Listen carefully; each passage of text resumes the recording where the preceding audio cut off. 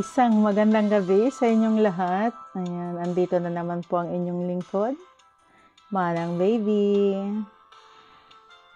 Ngayong gabi, bigyan muna natin ng daan yung mga taong martir. Martir pagdating sa pag-ibig. Shout out sa inyong lahat. Pero sana, wag naman ganon. Tsaka para sa mga taong manluloko, para sa inyo din to. Wag na wag mong lulukuhin ang taong nagmamahal sa'yo ng totoo. Kasi kapag umpisa kang magloko, yun ang sisira sa lahat. Yun ang anay sa relasyon. To be a cheater, yun yung pinaka the worst sa isang relasyon. Ika nga, kapag nagloko ka, tapos na ang laban. Sabi nila, ganun yun. Yung iba naman, sabi nila, pinatawad ka naman. Second chance ka naman. Pero, akala nyo ba, madaling magbigay ng second chance? May mga taong binibigyan lang kayo ng second chance kasi ayaw lang nila mawala kayo sa kanya. At hindi pa nila kaya ang mawala ka. Siguro soon. Yung iba, nanghihinayang lang sa mga oras na magkasama kayo. Pero yung pain inside, it's healing din. Yung parang unti-unti na silang pinapatay.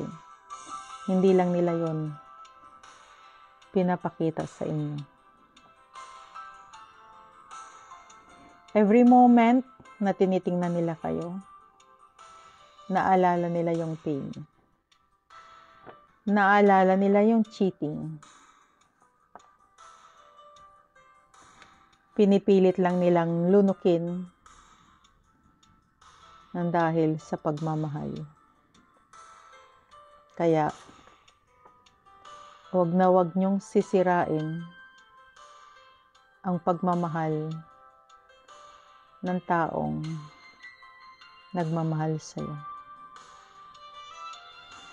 Wag na wag mong sisirain ang relasyon niyo sa pamamagitan ng cheating. Kasi malalim na kasalanan ang cheating. At huwag mong hahayaan na pagsisihan mo balang araw. Dapat ngayon pa lang alam mo na ang mga consequences.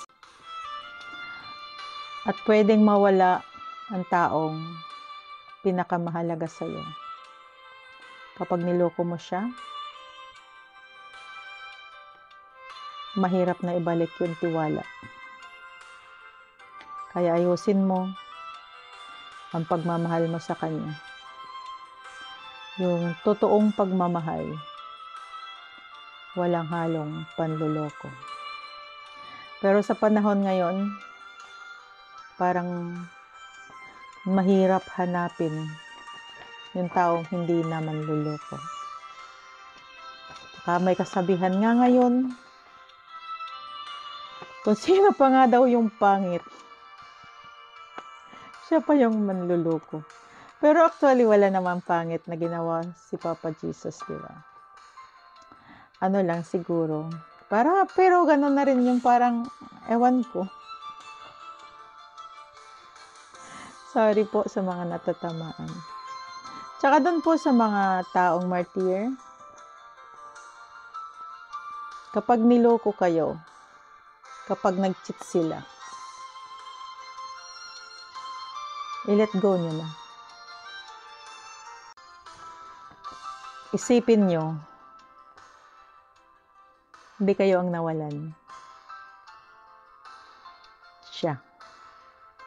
Yun yung isaksak nyo sa isip nyo. Kapag nag-cheat sila, nag-cheat siya sa'yo, hindi siya kawalan. Magsaya ka. Huwag kang magmukmuk, girl. Ipakita mo sa kanya na hindi siya kawalan. Mas siya yung nawalan. Yun yung ilagay nyo sa isip nyo. Dapat ganon. Kasi, magmukmuk ka, talo ka. Ganon yun eh. Oo, alam ko, masakit. Pero lilipas din yan. Huwag kang magmukmuk. Makipagkwentuhan ka sa mga kaibigan mo, kamag-anak mo. Huwag mong ikulong yung sarili mo sa lungkot. Kasi yung mga taong ganon, hindi mo yun deserve. Hindi nyo deserve yun. Yun palagi ang ilagay nyo sa isip nyo. Maraming mga kabataan ngayon na sobra kong magmahal. Yung bago pa lang sila, ibigay na yung lahat, ganyan-ganyan. Tapos, pag iniwanan, iiyak. Yung iba, dumating pa sa point na nade-depress na talaga sila, magpapakamatay dahil lang dun.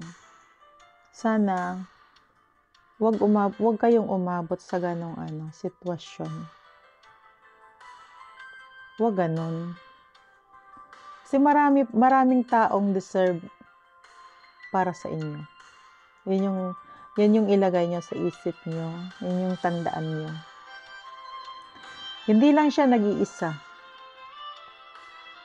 Malay mo, yung taong papalit sa kanya, yun pala ang pinaka mas deserve sa'yo. Ganon. Ganon dapat. Kasi doon pa lang sa part na nag-cheat siya sa'yo, hindi kanya naisip nun eh.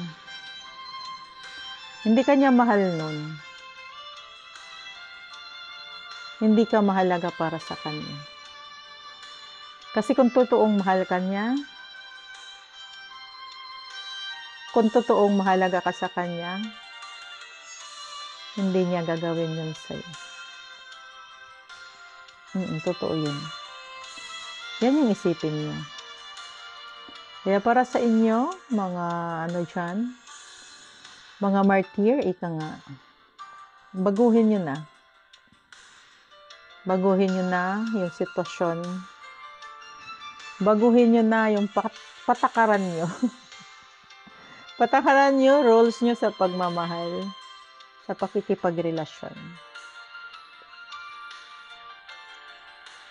Tandaan nyo yan. Para umpisa pa lang, hindi na kayo masaktan. Tsaka lagi niyong tatandaan, isipin niyo ang sarili niyo. Huwag niyong ibigay lahat. Magtira kayo para sa sarili niyo. Ayan, maraming salamat po sa inyong lahat at sana may napulot na naman kayong aral sa aking ibinahaging kunting kwento para sa mga martyr. Thank you so much guys for watching and hope you like it and sana support nyo palagi yung aking YouTube channel and sana huwag nyo akong iiwanan. Alright guys, lagi natin tatandaan, hindi tayo nag-iisa. Mas may nagmamahal sa atin. Close your eyes and pray. Andyan lang siya sa taas. Hindi siya nawawala sa atin. Thank you so much guys and God bless.